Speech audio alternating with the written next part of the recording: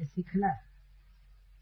जो भी विरक्त बाबा जी हैं, ब्रह्मचारी सन्यासी हैं, घूमते हैं तो कहीं कहीं स्त्रियां प्रणाम करने के लिए आती हैं, तो पहले से ही घोषणा रहनी चाहिए कि भाई कोई युवती स्त्री चरण छूकर प्रणाम नहीं कर सकती।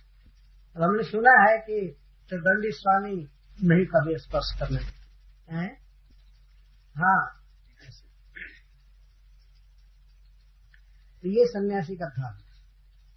काठ की स्त्री हुई पैर से फिर हाथ से, और जीवित ज्योति का स्पर्श कोई कैसे करेगा। आजकल तो सन्यासी लोग भी प्रणाम करने वाली स्त्रियों की पीठ थपथपाया करते हैं। हाउ आर यू, समाचार चलता है, समाचार पूछते, गेरुआ कपड़ा पहने। ये शास्त्र है, श्रीमद् भागवतम है। श्रीमद् भागवतम प्रमाण मनो, देखना चाहिए क्या हो जाएगा अगर स्पर्श कर देगा तो पैर से भी। तो स्पर्शन करी व बद्धेता, अगर स्पर्श करेगा तो जैसे हाथी बांधा जाता है गर्त में गिरा करके, वैसे ये भी बांधा जाएगा, मारा जाएगा। करी व बद्ध, करी कर का अर्थ सूढ़ है, और करी माने सूढ़ वाला, कर वाला। ये सूढ़ वाला बांधा जाता है, इतना बलवान जीव। उस तरह से सन्यासी एक जगह बंध जाएगा, गिर जाएगा, और हो सकता है जान से भी मारा जाए। स्पृशन करी व बद्धेत करिंडिया अंग संग, जैसे करीणी के साथ अंग संग के कारण, हथनी का संग करने के कारण हाथी मारा जाता है, गिरता है उस गड्ढे में, जिस गड्ढे का मैं वर्णन किया। उतना बलवान जीव गड्ढे में गिरा करके कई दिन उपवास करा करके कमजोर बना करके और तब लाया जाता है। और एक साधारण महावत, एक साधारण आदमी उसके सिर पर अंकुश मार मार करके अपनी इच्छा के अनुसार चलाता है। हाथी में कितना बल है, वो आदमी कितना कमजोर है, लेकिन अपनी इच्छा के अनुसार उसको चलाता है। तो ऐसे ही कोई सन्यासी किसी स्त्री के बस में अगर हुआ, गिरा, तो फिर वो उस पर अंकुश चलेगा। नारी दिवस नर सकल गोसाई ना चाहिए नट मरकट की नहीं, उसे नाचना पड़ेगा स्त्री के अनुसार। और इसके साथ ही साथ वो स्त्री वाले उसको जान से मार खत्म कर। इसीलिए भिक्षुकों को, मधुकरी करने वालों को, सन्यासियों को चाहिए कि वे कभी भी स्त्री का स्पर्श न करें। और स्पर्श एक उपलक्षण है, वे यथाशक्ति दर्शन न करें, उनके साथ बातचीत न करें, नहीं तो बहुत कुछ ऐसा है कि वे गिर जाए। नाधिगच्छेत स्त्रियं प्राज्ञ कहिचिन मृत्युमात्मनः बलाधिकैः सहन्यता गजैरन्ये गजो जता। ये तो सन्यासी को शिक्षा दी गई, अब किसी भी व्यक्ति को शिक्षा दे रहे। नाधिगच्छेत स्त्रियं प्राज्ञ कहिचिन मृत्युमात्मनः, कोई भी प्राज्ञ, कोई बुद्धिमान व्यक्ति है तो उसको जानना चाहिए कि स्त्री जो है वह अपनी मृत्यु है। विशेष करके यहाँ पर स्त्री के लिए बात कही गई है, और अपनी स्त्री के साथ भी कुछ प्रतिशत की बात लागू होगी, लेकिन पर स्त्री के लिए बात कही जा रही है। जो पर स्त्री है, दूसरे की स्त्री है, उसको अपनी मृत्यु के रूप में देखना चाहिए बुद्धिमान पुरुष को। और ऐसी स्त्री का कभी संग नहीं करना चाहिए। नाधिगच्छेत स्त्रियं प्राज्ञ करिचित मृत्युमात्मनः, करिचित किसी भी स्थिति में, कितनी भी काम वासना हो, कोई भी चांस हो उसका संग का, ये भी जानता है कि कोई नहीं जानेगा, कुछ नहीं होगा, लेकिन फिर भी किसी भी हालत में उससे दूसरे की स्त्री का संग नहीं करना चाहिए। नहीं तो क्या होगा, बलाधिकैः सहन्यता, इससे अधिक बल वाला कोई आदमी होगा तो वह उसका वध कर देगा, और वह उस स्त्री को भोगना चाहेगा, और वह स्त्री ही मरवा देगी पूर्व पुरुष को। ऐसा संसार में सुना गया है। तो अपनी स्त्री भी 4 पुरुषों को बुला करके अपने पति को मरवाती है। तो स्त्रियों को भोगने की सहज प्रवृत्ति है पुरुषों में। तो अतः किसी को अगर कोई भोगना चाहे, किसी स्त्री का संग करना चाहे तो मारा जाएगा। बलाधिकैः गजैः, जैसे कोई हाथी किसी हथनी का संग करना चाहता है तो दूसरे उससे बलवान हाथी उसको मार देते हैं, जान से मार देते हैं। इधर भी हम लोग सार भाई सब देखते हैं, संग करने के लिए आपस में बहुत लड़ाई करते हैं। कुत्ता भी बहुत लड़ाई करते हैं, थोड़े से संग के लिए बहुत देर तक लड़ते रहते हैं। तो इस तरह से अगर यह प्रवृत्ति ही न, प्राज्ञ अगर बुद्धिमान है तो समझेगा कि अरे ये तुच्छ सुख है, स्त्री के साथ में कोई सुख नहीं है, संग में सुख नहीं है, और उल्टे बल्कि अपनी मृत्यु है। इस तरह से उसे बचना चाहिए। प्राज्ञ स्त्रियं न अधिगच्छे, नहीं जाए, नहीं तो कृष्ण भावना आदि से तो गिरेगा ही, जान से भी हाथ धो डालेगा, मृत्यु स्वरूप। हाथी को मरते भी बलवान हाथियों के द्वारा देखा गया है। इतना युद्ध करते हैं हाथी आपस में कि वे मार देते हैं, कई हाथी मिलकर एक हाथी को मार देते हैं गिराकर। तो एक से एक बलवान आदमी है इस जगत में, एक से एक धनवान आदमी है, इसीलिए किसी परिस्त्री के संग की चेष्टा नहीं करनी चाहिए। अगर परिस्त्री इस तरह की है तो आज मान लीजिए आपको लुब्ध कर रही है, तो कल उसे दूसरा सुविधा मिलेगी तो दूसरों का टेस्ट करेगी, तो हो जाएगा कल झगड़ा, इसके बाद मरण निश्चित है। स्त्रियों के लिए कई लोग मरे हैं, और परिस्त्री के चलते खास करके सीता के कारण कई लाख लोग लंका में मारे गए, क्योंकि रावण अपने को बहुत बड़ा विद्वान मानता था, लेकिन परिस्त्री के साथ वो ये चेष्टा करना चाहा, मारा गया। नहीं तो यह कार्य यदि रावण नहीं किया होता तो उसको मारना बहुत कठिन था, भगवान भी माफ कर दिया, लेकिन मारा गया। बहुत ऐसा इतिहास है, बहुत लोग मारे जाते हैं। यह हाथी से शिक्षा मिलती है। और अब मधुरा से शिक्षा लेकर के हम विराम देते हैं। न देयम नोपभोग्यम च लुब्धैर जद दुख संचितम भुंक्ते तदपि तच्चान्यो मधुरे वार्थविन मधु।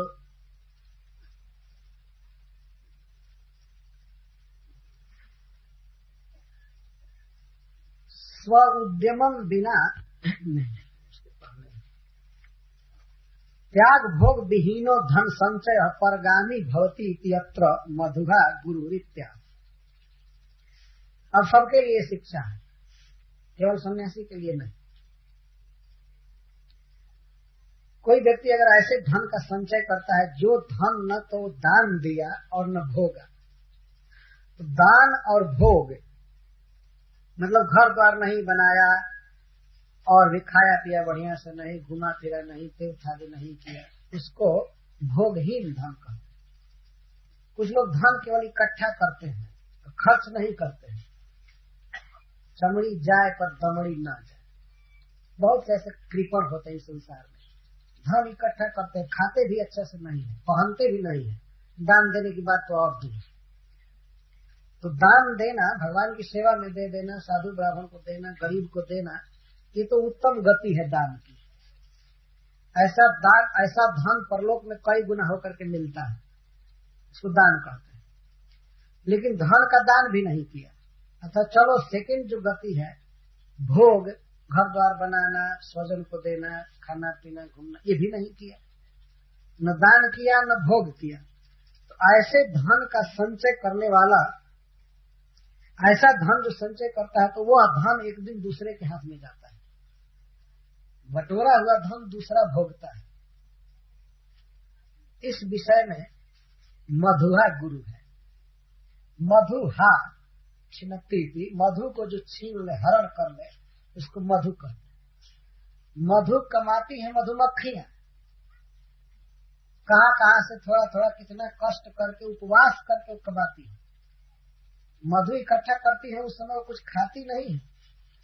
कितना ईमानदार है मधुमक्खियां, ढो ढो करके ला करके जमा करती है, और इस आशा से कि एक दिन हम लोग खाएंगे, संचय करती है। लेकिन उसको मधुहा ले लेता है, मधुहा, मधु छुड़ाने वाला। जितने लोग मधु छुड़ाते हैं उसमें से मधु लगाने वाले थोड़े कोई है।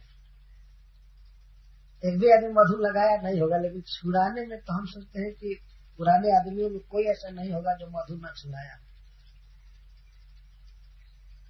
कितने लोग मधु छुड़ाए हैं या मधु छुड़ाते हुए देखे हैं? हाथ उठाइए। मध छुड़ाते समय कितने लोग देखे? काफी लोग देखे। ठीक है। तो दूसरे का धन लिए, दूसरा बेचारा मेहनत कर कर के रखा है कि हम इसको पिएंगे खाएंगे, तब तक दूसरा छुड़ा कर लेंगे। यही गति होती है संचय करने वालों की। तो जो धन मिले उसे या तो दान दे देना चाहिए और नहीं तो खूब भोगना चाहिए। खाना पीना ये उसमें मतलब उसको लगाना चाहिए, नहीं तो परगामी भवती। परगामी मतलब दूसरे के पास धन चला जाएगा। भोगेगा तब भी मरेगा और रखेगा तब नहीं। भोगेगा तब तो कुछ ठीक है, क्यों मरेगा? जीवित होगा खाकर कि मरेगा क्या? नहीं, उत्तम गति दान है। भागवत सप्ताह हो रहा है, खूब खिलाओ पिलाओ, एक दान है। और ऐसा नहीं कर सका तो चलो तुम ही खाओ, और वो भी नहीं किया बटोरा है तब तो दूसरे लोग ले ही जाएंगे, चाहे दामाद ले जाएगा, चाहे सरकार ले जाएगी, चाहे चोर ले जाएगा। हाँ, दामाद ले जाएगा। और तो दामाद मान लीजिए जिसके पास केवल लड़की है, लड़का नहीं हुआ है, तो दामाद लोग आज से ही जोड़ते रहते हैं कितना पैसा कहाँ जमा किया है, कितना खेत है, खेत में बेचने पावे, कहीं देने न पावे। तो मधुआ लगे हुए।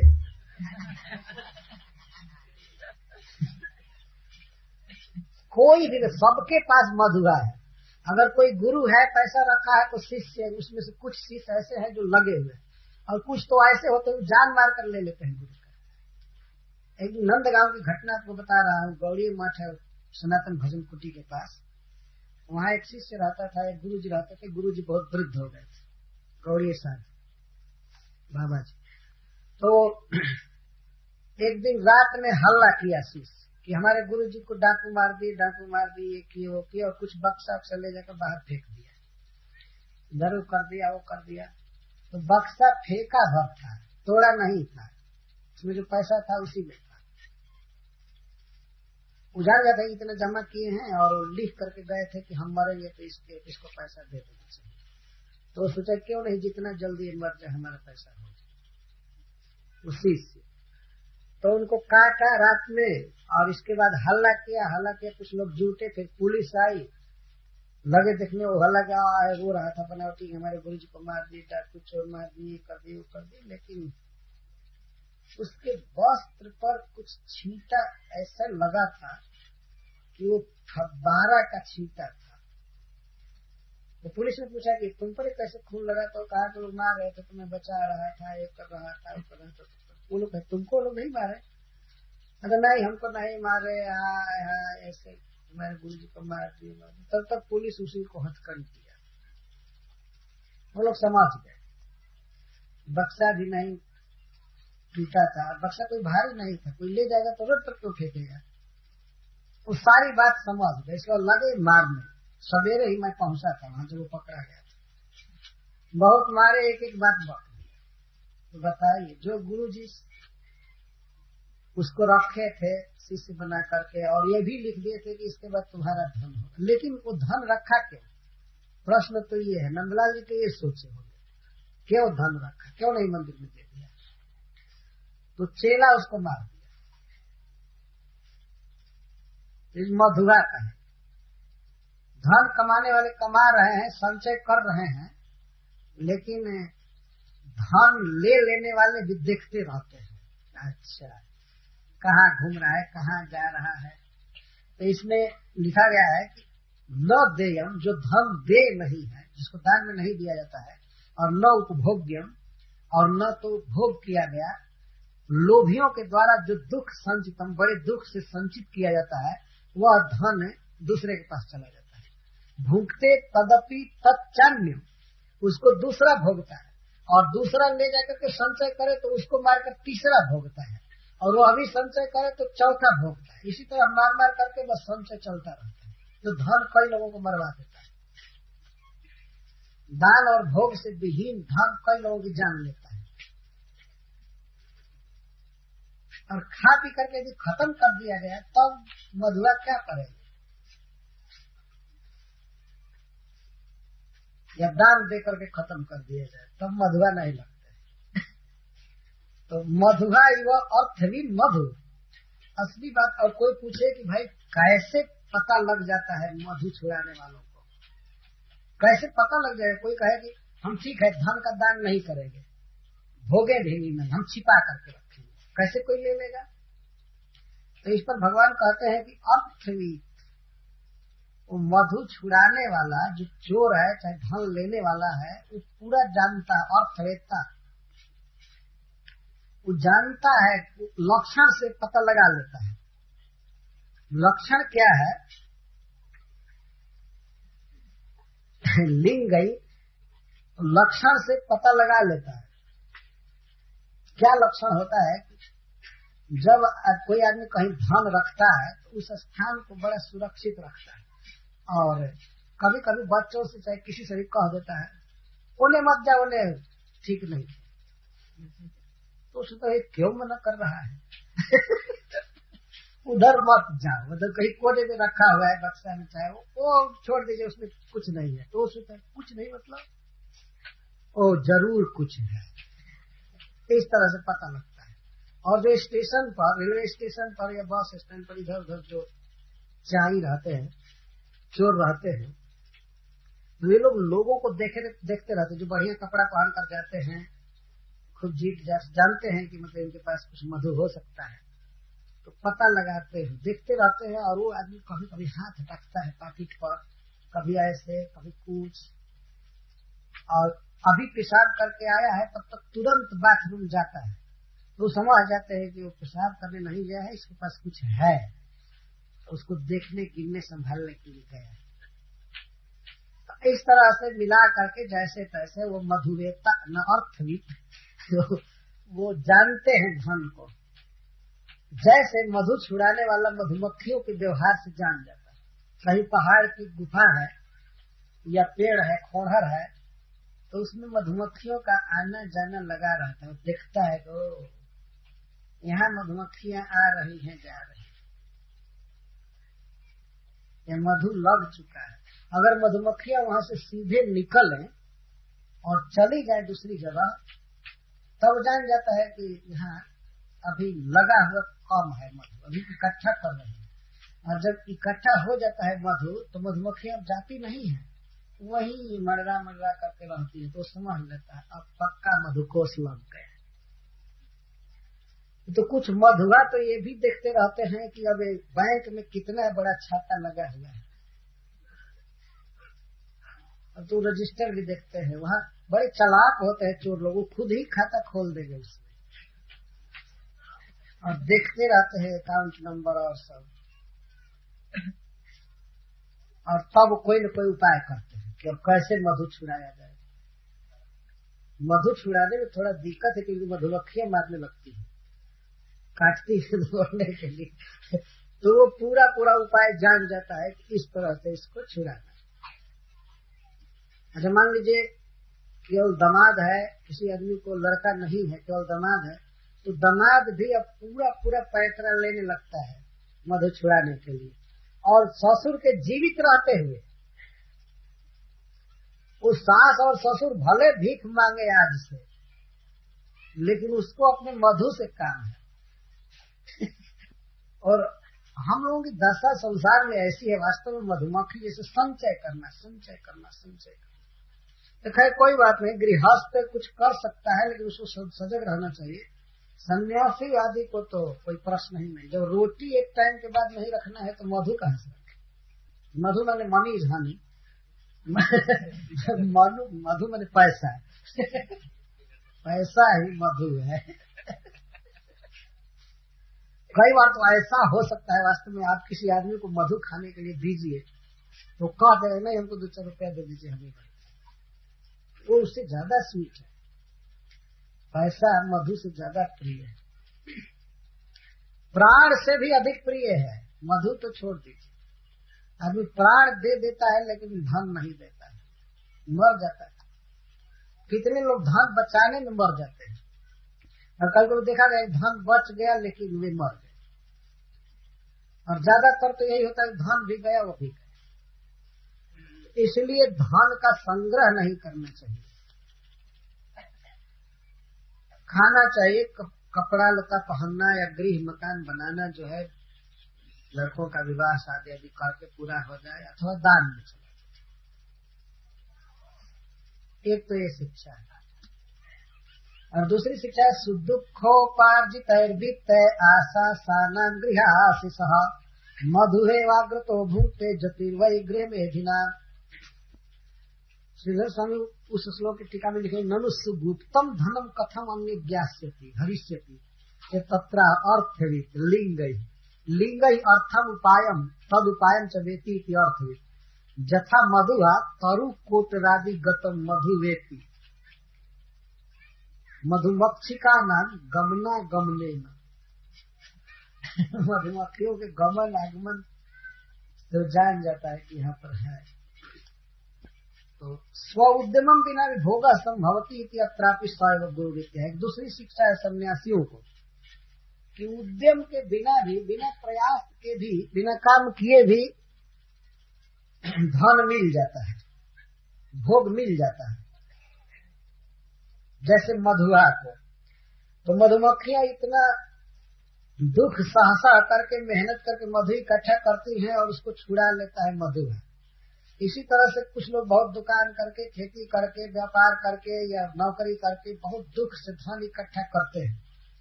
क्या आशा रखते हैं? आशा सानम गृहाशिषा, कि अपने घर गृहस्थी में सोचते हैं ये करेंगे वो करेंगे ऐसे करेंगे, बहुत बहुत आशा रखकर धन कमाते हैं। लेकिन उस धन को खाता है पहले सन्यासी। बहुत लोग मेहनत करते हैं, लेकिन आप देखे हैं गांव घर में सब जगह कोई कितना भी धन कमावे लेकिन उसको पहले भोग लगाता है सन्यासी, ब्राह्मण, जति, ये सब। जैसे मान लीजिए आप गल्ला इकट्ठा किए तो तब उसको कहते हैं, क्या कहते हैं, अंगव। अंगव का मतलब होता है अग्रभुक, आगे पहले काढ़िए। बहुत मेहनत करके कमाए लेकिन सबसे पहले खाएगा कोई दूसरा, चाहे पुरोहित जी खावे, चाहे साधु, चाहे कोई। नियम भी है पहले खाता। और गृहस्थों के यहाँ नियम बनाया गया है कि जब भोजन बने तो उनको पता लगाना चाहिए कि हमारे गांव में कोई जाति सन्यासी या ब्रह्मचारी तो नहीं है, तो पकाए हुए अन्न से उसको पहले तृप्त करके तब खाना चाहिए। अगर पहले खा लिया गृहस्थ तो उसके लिए देखिए क्या दंड है। जतिश्च ब्रह्मचारी च पक्कान स्वामिनो उभव तयोरन्नम अगत्वा च भुक्त्वा चांद्रायणम चरे। सन्यासी और ब्रह्मचारी ये पके हुए अन्न के पहला स्वामी है। इनको बिना दिए जो गृहस्थ खा लेता है उसको चंद्रायण व्रत करना चाहिए। चंद्रायण व्रत का मतलब होता है चंद्रमा जैसे जैसे घटता है वैसे वैसे उसको आहार कम कर देना चाहिए। रोज दंड होता है, पाप लग गया उस पर। ये सन्यासी ब्रह्मचारी कमाते नहीं है, समाज के सबसे उपयोगी जीव ये है, प्रचार करते हैं, भक्ति करते हैं, तो कुछ कमाए हो तो सबसे पहले उनको खिलाना चाहिए। लेकिन जो गृहस्थ सन्यासी को, ब्रह्मचारी को बिना खिलाए खा लेता है उसको बहुत पाप लगता है। ऐसे वैदिक मर्यादा से, लोक मर्यादा से भी सन्यासी को पहले भोजन मिल जाएगा, इसलिए काम नहीं करना चाहिए, केवल भक्ति करनी चाहिए। अर्थ मधुहा वो अग्रतो भूख से, और ये देखा भी गया है कि साधु अधु पहले ही खा लेते हैं। हमने देखा है कई बार साधुओं को इस तरह से सम्मानित करते हुए, अपने खास घर में ही देखा। सब संबंधी आए हैं, विवाह है और है, सब है, लेकिन साधुओं को पहले भोजन, वो भी शुद्ध घी का, और बाकी लोग डालडा पीछे। ये चलता है। तो भगवान की व्यवस्था है, भोजन मिल जाता है, इसलिए चिंता नहीं करनी चाहिए, भजन में लगे रहना चाहिए। ये भजन के कारण लोग आदर करते हैं, साधु होने के कारण आदर करते हैं, नहीं तो आगे वे संधि को खिलाएंगे कि साधु को खिलाएंगे, बताइए। दुल्हा बन करके एक आदमी आया है, समधी आया है, लेकिन वो बेचारे पीछे खाते हैं। वो भी जानता है कि ठीक है साधु महात्मा मिलता है ना, भजन करने पर मिलता है, इसलिए साधु को चिंता नहीं करनी चाहिए। तो यह शिक्षा मधुआ से लेनी चाहिए। इकट्ठा कौन किया और पहले ही भोग लगा दिया, वो मधु है। मुसहर चाहे कोई मधु छुड़ाने वाला खा गया तो मिलेगा भगवान की दया से। तो दो शिक्षा मिली कि धन का दान कर देना चाहिए अथवा उसे भोगना चाहिए, बहुत संचय नहीं करना चाहिए, नहीं तो दुख होता है। और मधुआ के एक आचरण से शिक्षा लेनी चाहिए कि जो भक्त है, भगवान के भक्त हैं, त्यागी हैं, उनको पहले ही मिल जाता है भजन, को चिंता नहीं करनी चाहिए। हरे कृष्ण, जय श्री कृष्ण। ओम नमो भगवते वासुदेवाय।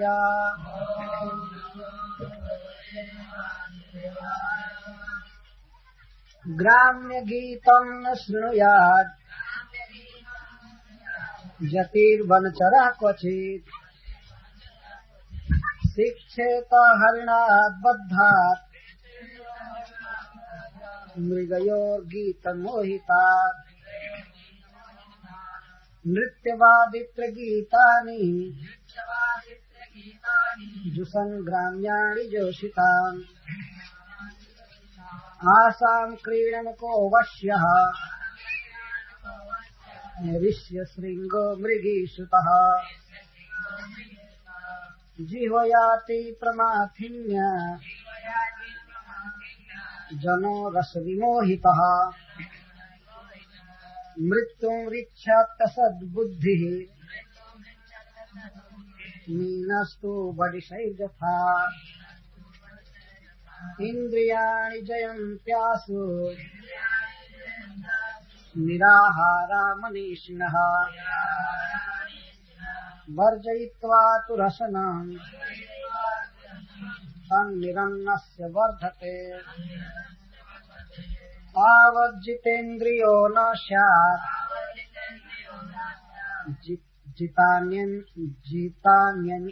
जितान्यनेन्द्रियात्मन्। न जयेद्रसनं यावत् जितं सर्वं जिते रसे। पिङ्गलानां वेश्यासीत् विदेह नगरे पुरा। तस्या मे शिक्षितं किञ्चित् निबोध नृपनन्दना। सा स्वैर्णीकदा कान्तम् संकेता उपनेष्यति। अभूतकाले बहिर्द्वारि बिभ्रति रूपमुत्तमम्। मार्ग आगच्छतो वीक्ष्य पुरुषान् पुरुषर्षभ। तान् शुल्कदान् वित्तवतः कान्तान् मेमेऽर्थकामुका। आगते स्वपयातेषु सा संकेतोपजीविनी। अप्यन्यो वित्तवान् कोऽपि मामुपश्यति भूरिदः। एवं दुराशया ध्वस्त निद्राद्वार्यवलम्बति। निर्गच्छन्ति प्रविशति निशीथं समपद्यत। तस्या वित्ताशया शुष्यात् वक्राया दीनचेतसः। निर्वेदः परमो यज्ञे चिन्ता हेतुः सुखावहः। तस्या निर्वीणचित्ताया गीतं शृणु यथा मम। निर्वेद आशापाशानां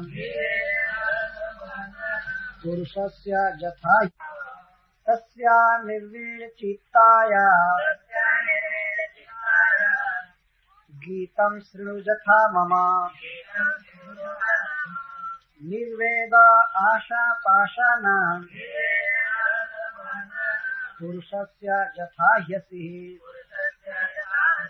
नह्यङ्गाजात निर्वेदो देहबन्धं जिहासति यथा विज्ञान रहितो मनुजो ममतामृत पिंगलो वाच अहो मे मोह विततिम् पश्यता विजितात्मनः या कान्ता दशतः कामम् कामये जेन बालिशा सन्तं समीपे रमणं रतिप्रदम् गीताप्रदं नित्यमिमं विहाय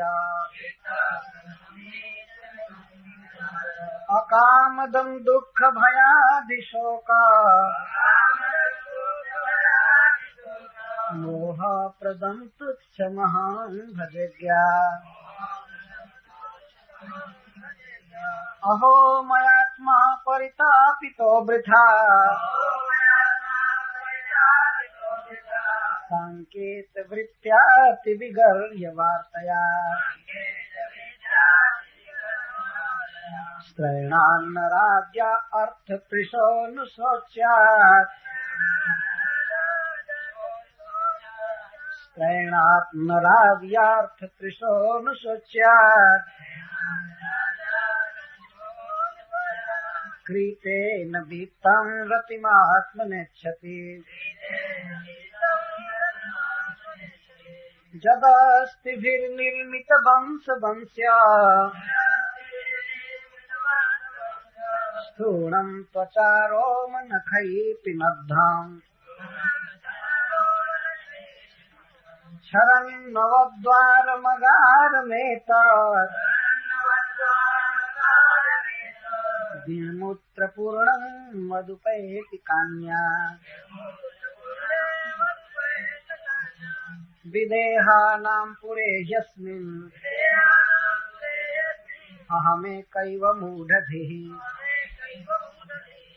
यान्यम् इच्छन्त सत्यस्मात् आत्मदात् काममच्युतात् सुहृत्प्रेष्ठतमो नाथ आत्मा चायं शरीरिणाम् तं विक्रीयात्मनैवाहम् रमेणेन यथा रमा कियत् प्रियं ते व्यभजन् कामा ये कामदानरः आद्यन्तवन्तो भार्यायाः देवा वा कालविद्रुतः नूनं मे भगवान् प्रीतः विष्णुः केनापि कर्मणा निर्वेदोऽयं दुराशाया जन्मे जातः सुखावहः मैवं स्युर्मन्दभाग्यायाः क्लेशा निर्वेदहेतवः येनानुबन्धं निर्हृत्य पुरुषः सममृच्छति तेनोपकृतमादाय शिरसा ग्राम्य संगतः त्यक्त्वा दुराशः शरणं व्रजामि तमधीश्वराम् सन्तुष्टा श्रद्दधति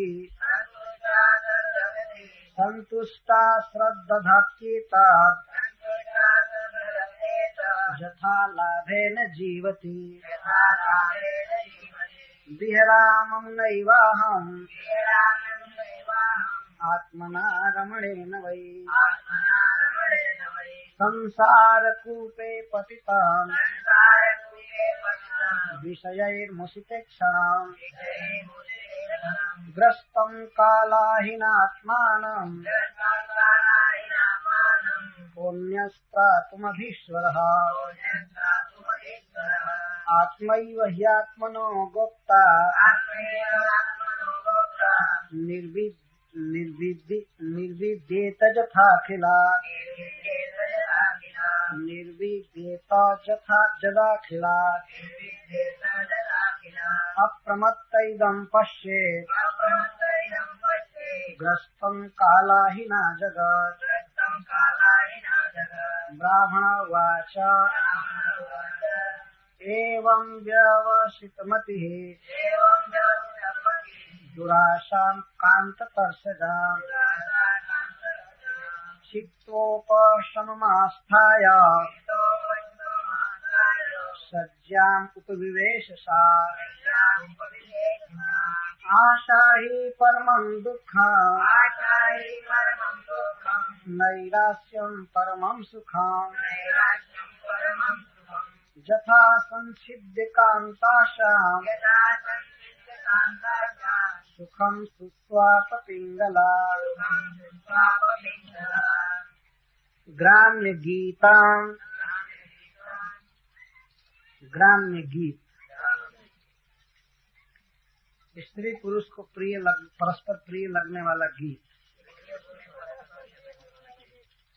न श्रृणुयात् सुने, कभी न सुने।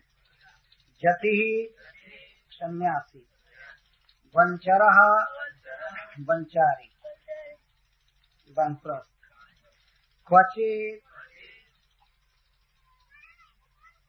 कभी भी, शिक्षेता यह सीखना चाहिए।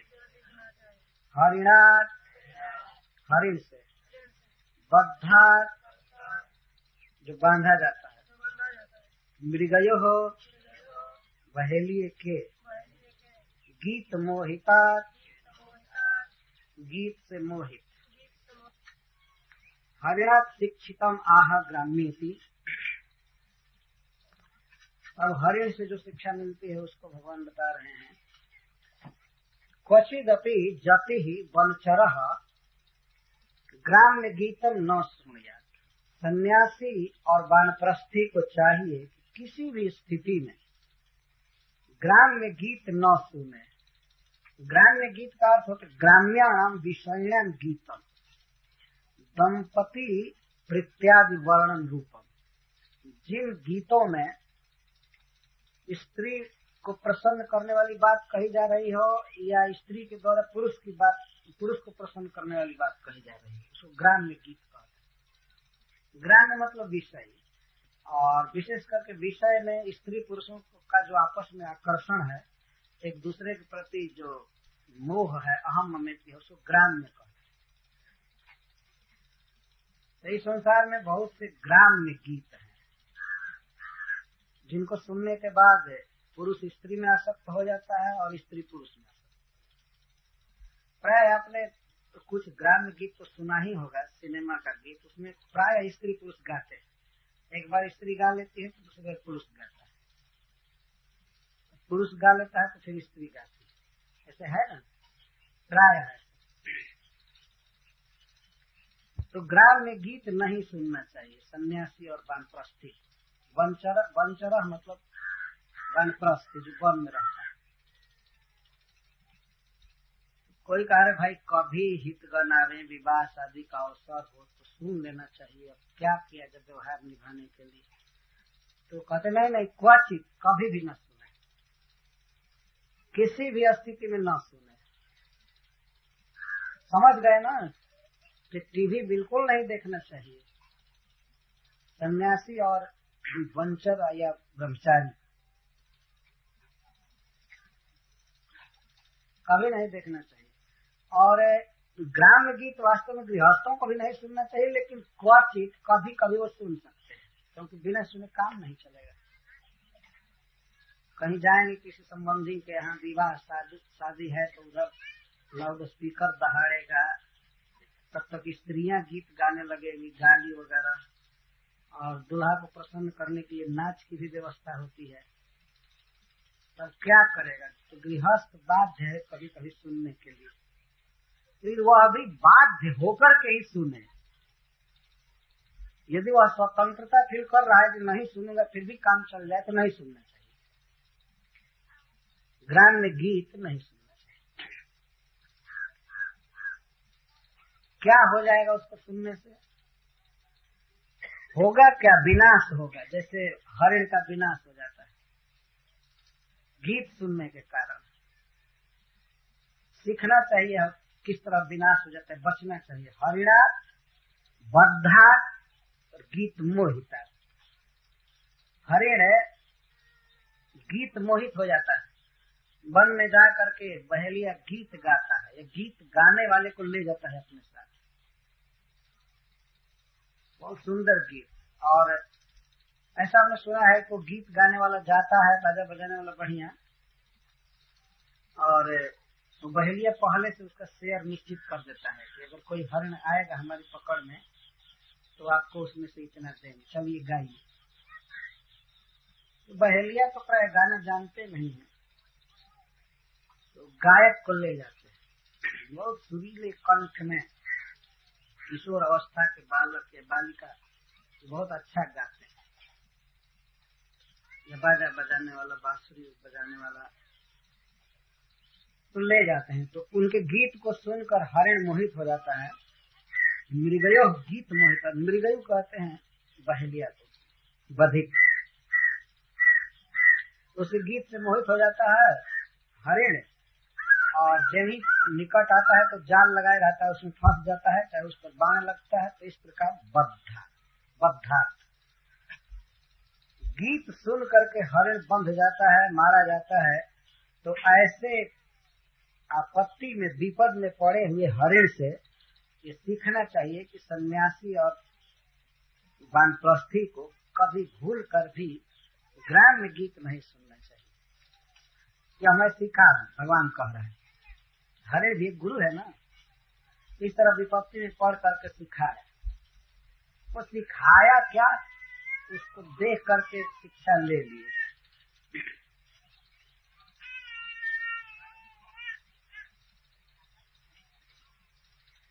हरिण की आसक्ति गीत में बहुत होती है। मैं कई बार ऐसा सुना हूँ, जैसे तानसेन के गीत के बारे में, बैजू बाबा के गीत के बारे में, और हरिदास स्वामी जिन्होंने प्रकट किया है बांके बिहारी जी को। तो हरिदास स्वामी का शिष्य था तानसेन, बहुत प्रसिद्ध गायक ग्वालियर का। वह गाता था तो हरिण आ जाते थे जो बगीचे में रहते थे आसपास, और ऐसे अपनी माला निकाल करके लोग डाल देते थे उनके गर्दन में, फिर भी सुनते रहते। पोसे हुए नहीं, निकट के दूसरे हरिण आ जाते थे, इतने मोहित होते थे। तो जब हरिण इस तरह गीत पर मोहित होता है तो बांधा जाता है, भूल जाता है कि यह बहेलिया है, हमको बाण मारेगा, हमको बांध कर ले जाएगा, इस बात को पूर्णतः भूल जाता है। तो इस प्रकार से गीत का यह असर होता है। तो खास करके सन्यासी को ये डीम डैम तबला हारमोनियम पर गीत नहीं सुनना चाहिए, ग्राम्य गीत नहीं सुनना चाहिए। श्रीपद श्रीधर स्वामी जी लिखते हैं कि भगवत गीतम तु श्रृणुयादेव, भगवत गीत सुनना चाहिए। मतलब भगवान के विषय में कुछ गान हो रहा है तो उसे जरूर सुनना चाहिए, वह तो भगवान में प्रेम उत्पन्न करता है। लेकिन ग्राम्य गीत नहीं सुनना चाहिए। सिनेमा आदि का गीत है, लौकिक गीत है, और इधर लोग गाते हैं बिरहा, लुरखी, ये सब ग्राम्य गीत। और भी नाना प्रकार के राजनीतिक, पहले तो प्रचार करने में भी लोग बहुत बहुत गाते थे, मोहर मरिहा भैया, मोहर मरिहा, यह करिहा वो करिहा। लेकिन सरकार ने ठीक किया है कि अब ऐसा नहीं कर सकते।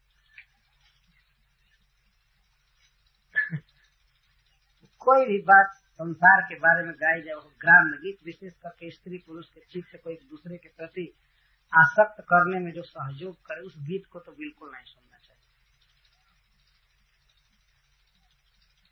भगवत गीत सुनना चाहिए। ग्राम्यम विषय समूहम सेवन्ते इति ग्राम्य विषय तेषाम गीतम। यह जो ग्राम्य गीत, गीत शब्द नहीं दिया गया है, ग्राम्य दिया गया है। तो विशेष रस्य व्यावर्तकत्वा भगवत गीतम प्रीति व्याख्यातम।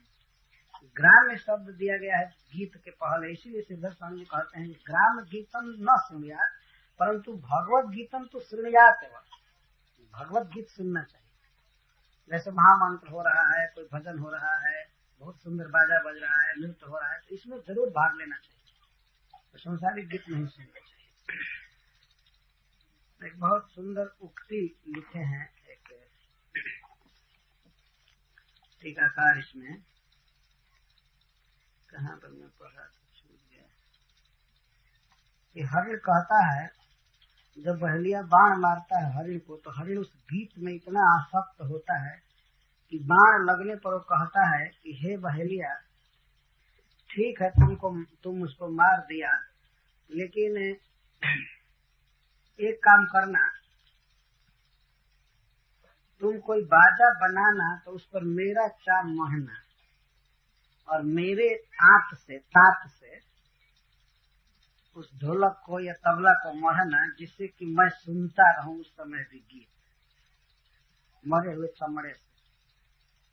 ठीक है, मेरा बस कर दिया, कोई बात नहीं, लेकिन मेरा चाह में फिर से ढोलक में लगना चाहिए। जो गीत हो रहा था वैसा ही गीत हो। इतनी आसक्ति होती है गीत में। इसमें मैं कहीं पढ़ा लिखा हुआ है, पता नहीं कहाँ है,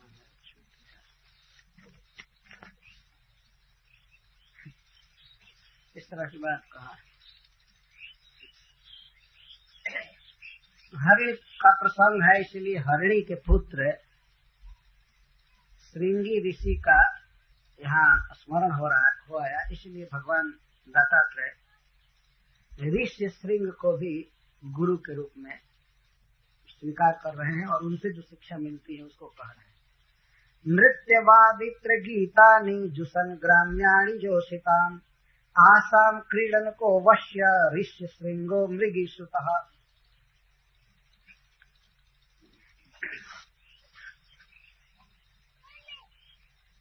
हरिण शब्दात एवं हरिणी सुतः ऋष्य श्रृंगोपि गुरु ज्ञातव्य क्या नृत्य वश्यो बभुए। ऋष्य श्रृंग मृगी सुतः, एक ऋष्य श्रृंग नाम के मुनि हो गए हैं, वो मृगी से उत्पन्न हुए थे विभांडक ऋषि द्वारा। विभांडक ऋषि पिता थे और वो एक तपस्वी थे, लेकिन मृगी से उन्हें पुत्र हुआ था, तो उसका नाम हुआ ऋष्य श्रृंग। उसके सिर में सिंह था, हरिणी जैसा छोटा सा। तो मृगी के गर्भ से उत्पन्न हुआ था, कभी स्त्री देखा ही नहीं था। मनुष्य में जो स्त्रियां होती उसको कभी देखा नहीं था, सपने में भी कभी नहीं, तो जानता ही नहीं था कि स्त्री कोई चीज होती है। इतना विरक्त था, प्राय पशुओं के साथ ही रहा, ऋषि से पढ़ा लिखा सब। लेकिन एक घटना ऐसी है कि एक बार ऐसा कहा गया कि अगर श्रृंगी ऋषि, श्रृंगी कहिए उनको, ऋषि श्रृंग ऋषि विवाह करेंगे तब वर्षा हो सकती है। तो इनको विवाह के लिए बाध्य करने के लिए उस देश की रोमपाद राजा थे, महाराज दशरथ के सखा थे, तो वे भेजे कुछ वेश्याओं को गीत गाने के लिए उस आश्रम के पास, गाने के लिए, नाचने के लिए, बजाने के लिए, तीन काम के लिए, नृत्य वादित्र गीतानि। तो वो वेश्याएं, नवजुवती स्त्रियां, लड़कियां अपने को बिल्कुल पुरुष के रूप में सजा करके गई थी, नहीं तो उनके पास वो लड़का आता नहीं, इसलिए पहले लड़का बन करके गई और गाने लगी, खेलने लगी, गाने लगी, नाचने लगी। तो भी लड़का था, सोचा कि लड़के हैं, खेलने लगा, नाचने लगा, गीत सुना, वादित्र सुना, नृत्य देखा। तो देखा तो धीरे धीरे धीरे धीरे धीरे धीरे उसका आकर्षण हो गया। जो कि सपने में स्त्री नामक चीज नहीं जानता था, महाविरक्त था, वह स्त्रियों के प्रति आकृष्ट हो गया। इतना नहीं, आसाम क्रीड़नक, उनके हाथ का खिलौना बन गया, स्त्री के वश में हो गया, और वह स्वयं ही स्त्री के लिए विकल हो गया। तो यह शिक्षा मिलती है कि ग्राम्य गीत कभी नहीं सुनना चाहिए, और उसमें भी स्त्री गा रही हो तो और अधिक नहीं सुनना चाहिए। यहाँ तक कि भगवान का गीत भी स्त्री गा रही है तो नहीं सुनना चाहिए, यह स्पष्ट है। आजकल तो कैसेटें बिक रही हैं जिसमें अधिक से अधिक स्त्रियां ही गाती। दिन पर दिन मनुष्यों का रोग बिगड़ता जा रहा है। अब चिकित्सा से बाहर की बात होती जा रही है। हम कई बार देखते हैं कुछ भक्त भी प्रभुपाद जी का कैसेट न लगा करके वेश्याओं का कैसेट लगा देते और सुनते जाते। ऐसा नहीं होना चाहिए। किसी श्रेष्ठ भगवत भक्त के मुख से गीत सुनना चाहिए भगवान के बारे में, उसका दूसरा असर होता है। स्त्रियों के मुख से गाया हुआ गीत नहीं सुनना चाहिए, भले वो भगवत गीत भी हो तब भी। और फिर ग्राम्य गीत का तो कहना ही नहीं। ग्राम्य गीत तो पुरुषों के मुख से भी गाया गया है तो नहीं सुनना चाहिए। नहीं तो जैसे हरिणा मारा जाता है वैसे मरेंगे, अथवा जैसे ऋषि श्रृंग ऋषि जा करके विवाह की और स्त्रियों का खिलौना हो गया, वैसे हो जाना पड़ेगा। मान लीजिए कोई बंचारी या सन्यासी जीवित भी रहे, परंतु वो स्त्रियों के हाथ का बानर बनकर रहेगा अगर सुना इस तरह का गीत आदि क्रीड़नक। यह शिक्षा हरिण से मिलती है, और हरिणी सुख से।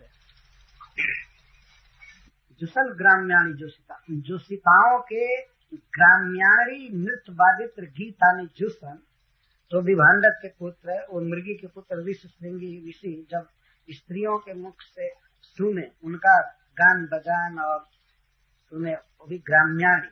एक तो स्त्रियां गा रही थी और उस पर भी श्रृंगार रस की सीमा हो गई थी।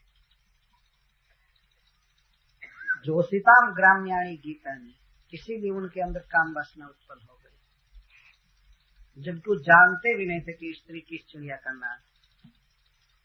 महाभारत में बहुत विस्तार से कथा दी गई। तो मृग से यह सीखना चाहिए। अब मछली से क्या शिक्षा मिलती है यह बता रहे हैं। रसासक्ति नाश हेतु ही मीनत शिक्षितम इत्यादि। स्वाद में जब आसक्ति हो जाती है तो वह मनुष्य का नाश कर देती है। यह शिक्षा मीन से मिलती है। जिह्वयाति प्रमाखिन्या जनो रस विमोहितः मृत्युम ऋच्छद असद्बुद्धि मीनस्तु बडिशै जथा। जिह्वयाति प्रमाखिन्या, जिह्वा अति प्रमाथी है। प्रमाथी का अर्थ है मथ देने वाली, बेचैन हो जाती है। ऐसा आप लोगों का अनुभव है सबका कि मान लीजिए आंख में देखने की लालसा होती है तो आंखें खुल जाती हैं, कान जैसा रहता है वैसा ही रहता है, नाक जैसा रहती है वैसा ही, लेकिन जिह्वा से लार निकलने लगता है। अब इस इंद्रिय की दुर्दशा देखिए, लार टपकने लगता है। और किस लिए? भूख के कारण नहीं, स्वाद का स्मरण करके जिह्वा से पानी चूने लगता है। इसलिए अति प्रमाथी है। इसी जिह्वा के लिए इतने इतने होटल दुकान क्या क्या छन रहे हैं, पकौड़ी जिलेबी यह वह। आप देखते जितने पकवान हैं, चाय से लेकर के और भी खीर तक, जो भी विविध प्रकार की वस्तुएं लोग खाने के लिए बनाए हैं मनुष्य समाज में, जो कि पशुओं के समाज में कोई बनावटी चीज नहीं। अभी गाय को छोड़ दीजिए, घास चरकर तृप्त हो जाएगी, नमक नहीं मांगेगी, तो ये नहीं कहेगी थोड़ा एक कवर पर एक अचार दो, खा लेते हैं। कूटी भी खाते हैं तो क्या देते हैं, ज्यादा से ज्यादा कुछ हरी हरी और पुआल बस। उसमें ऐसा तो नहीं है कि एक कप चाय भी दे दिए गाय को सवेरे सवेरे, भाई दे दो गर्मी का अनुभव चाय दो, ये दो, ऐसा करो वैसा करो, चटनी अचार। यह किसके लिए हो रहा है? क्योंकि जिह्वा अति प्रमाथी है, प्रमथ देती है। यहाँ मथने का मतलब है आत्मा को, मन को विकल कर देती है कि ये चीज जुटाओ, ये चीज जुटाओ, हमको चाहिए, भले पेट के लिए हानि करे। जीवा को पेट से मतलब नहीं, हमको चाहिए, ये चाहिए, वो चाहिए। और जो इस तरह जीवा के मांग को पूरा करने में लगा रहता है उसको जीभ चटोर कहते हैं। और खाने में देखिए, जीवा की संतुष्टि के लिए आदमी कभी कुछ चाटता है तो मिर्चा काटता है, थोड़ा तीत भी लगे, थोड़ा मीठा भी चाहिए, थोड़ा अम्ल खाटा भी चाहिए, तीता चाहिए, खाटा चाहिए, मीठा चाहिए, कसाय चाहिए, वो भी कई वैरायटी का। जिह्वा बहुत बलवान है। तार मध्य जिह्वायति लोभमय सुदुर्मति, ताके जैसा कठिन संसार, इतनी बलवान। तो इस जिह्वा के कारण यह जन्म मृत्यु में पड़ा हुआ जीवा ऐसे ही जन्म मरण में पड़ा है, और उस पर भी इसको जिह्वा मिली है। शरीर आप विद्या जाल जड़ेन्द्रियता है काल, तार मध्य जिह्वायति लोभमय सुदुर्मति। तो इससे रस विमोहित, रस के विषय में भ्रमित रहता है, रस के प्रति बहुत आकृष्ट रहता है। रस मतलब स्वाद, खट्टा मीठा तीता आदि। तो उस स्वाद के कारण मृत्यु मृच्छति, यह मृत्यु को प्राप्त होता है। जिह्वा के कारण आदमी मारा जाता है। ऐसे भी रोग दुख जो भी होते हैं वो गलत खाने से होते हैं, तो वो मर जाता है। तो असद बुद्धि, उसे पता नहीं चलता है कि मैं जिह्वा के फेर में पड़ा हूं तो गलत कर रहा हूं। उसकी बुद्धि जिह्वा के वेग को नहीं समझ सकती। वह उसी तरह से मारा जाता है जैसे मीन वडिसई, जैसे मछली बंसी के द्वारा मारा। मैं पहले कह चुका था, लोग जाकर के तालाब में या नदी में बंसी लगाते हैं, बडिश कहते हैं संस्कृत में। और बडिश की परिभाषा यहाँ दे रहे हैं, बडिश ही आमिष लिप्त लोह कंठ कई। आमिष मतलब मांस, मांस से लिप्त लोहा का कांटा रहता है। और जिह्वा के कारण वो बेचारा मछली खाने जाता है और बस मारा जाता है, पानी से बाहर आना पड़ता है, छटपटा करके मरता है। तो इस तरह से जिह्वा के कारण मरण हो जाता है। बहुत प्रकार के रोग दुख भी होते हैं, और कभी कभी तो सचमुच मर जाता है, खा करके मर जाता है। खाने बिना उतना आदमी नहीं मरते हैं जितना खाकर मरते हैं। भोजन की गड़बड़ी से जितना आदमी मरते हैं उतना अकाल पड़ने पर नहीं मरते। यह बिल्कुल शोधित विषय है, देखा हुआ विषय है। हैजा आदि रोग होता है वो गड़बड़ खाने से होता है। उपवास करने से किसी को रोग नहीं होता है। तो जिह्वा के कारण मारा जाता है। किस तरह से जिह्वा दुर्जय है इसको बता रहे हैं। इंद्रियाणि जयंत्यासु निराहारा मनीषिणः। यदि मनीषी जन, विद्वान जन निराहार रहते हैं तो अपने इंद्रियों को जीत लेते हैं। इंद्रियाणि जयंती, और वो भी आशु, बहुत जल्दी। अन्य इंद्रियों को जीता जा सकता है आहार छोड़ देने पर, क्योंकि सभी इंद्रियों को आहार से शक्ति मिलती है।